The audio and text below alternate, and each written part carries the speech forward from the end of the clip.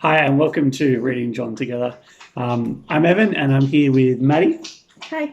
And today we're reading John chapter 4, verses 15 to 20. We're in part 3 of what is a 4-part story. Hey, buddy. Oh, and Oreo's joined us as well. Here you go. You can see him. Here he is. Hey, Ori, say hello. No, camera shy. No, he's come back. He's come back for more. There he is. Hello, everybody. Yeah, you were on yesterday's video, all right? You can go elsewhere. I'm going to read the passage for us, and I'm going to get stuck straight into it because I've already lost a minute of video time.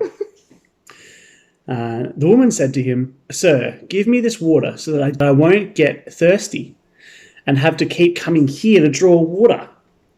He told her, "Go call your husband and come back." "I have no husband," she replied. Jesus said to her, "You are right when you say you have no husband. The fact is, you have had 5 husbands, and the man you now have is not your husband. What you have just said is quite true." "Sir," the woman said, "I can see that you are a prophet. Our fathers worshipped on this mountain, but you Jews claim that the place where we must worship is in Jerusalem." So that's where the passage stops for us. Light bulbs. Do you have a light bulb? Yeah, not so much of a light bulb, more of just like a little bit of an observation. Sorry about the dog door in the background. Yeah, I thought it was just interesting that she's still being a little bit sarcastic, talking about literally getting this water that you won't ever have to get thirsty again. And yeah, just chatting about it with Evan. And kind of reflecting a little bit on how people often tend to take a lot of things in the Bible quite literally, whether it's some of the books that are written as prophecy or poetry. Yeah, I just thought it was interesting that she's having this little, I guess, sarcastic jab potentially at Jesus about this magical water that means that you never get thirsty. Yeah. I think something that's hard to know behind this passage is that there's a lot of political tension behind this, particularly in verse 19. And so this woman is a Samaritan, and so she is, as Trent said in, I guess, the first week of looking at this, is sort of like a half-caste version of a Jew. And so she has an impure version of Judaism, an impure worship of God mixed in with all other gods as well. And so there's this big tension between the Samaritans and Jews as to who actually worships the one true Yahweh. And so as a way of sort of getting back at Jesus because of her sarcasm, I suppose the way that he may have called her out, she kind of steers it politically, and maybe tries to shift the subject. And so this can seem really strange and really odd. And so this bit always kind of sticks out to me, and thinking about the racial tensions behind this passage. Yeah. Do you have any questions?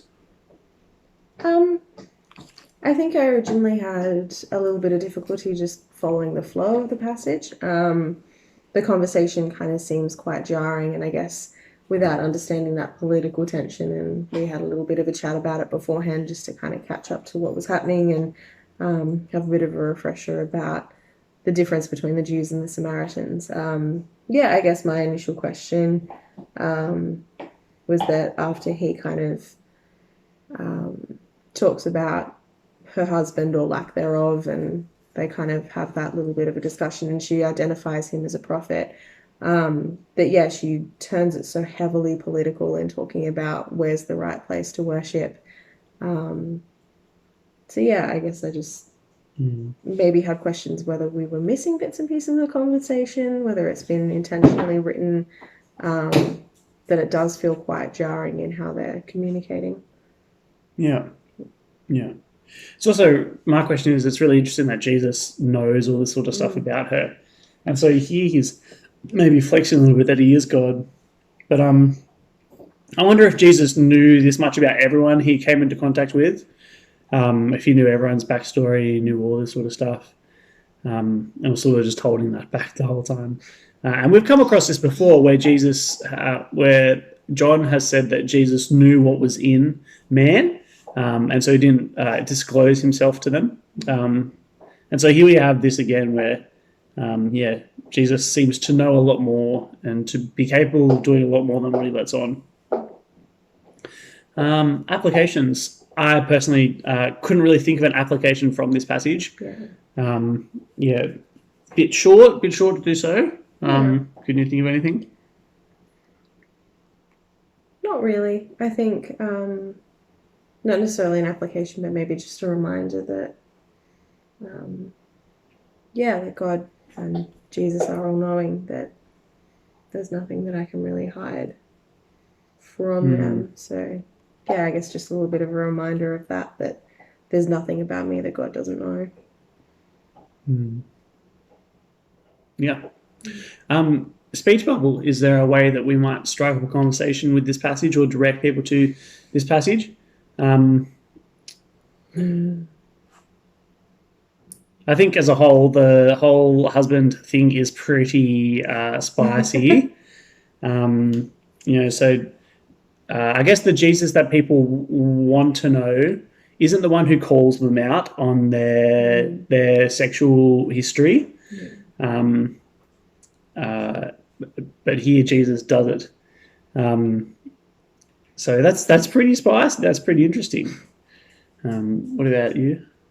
Anything different? No, I think I'm on the same page as you on that one. Yeah. Have you had 5 husbands? Yeah.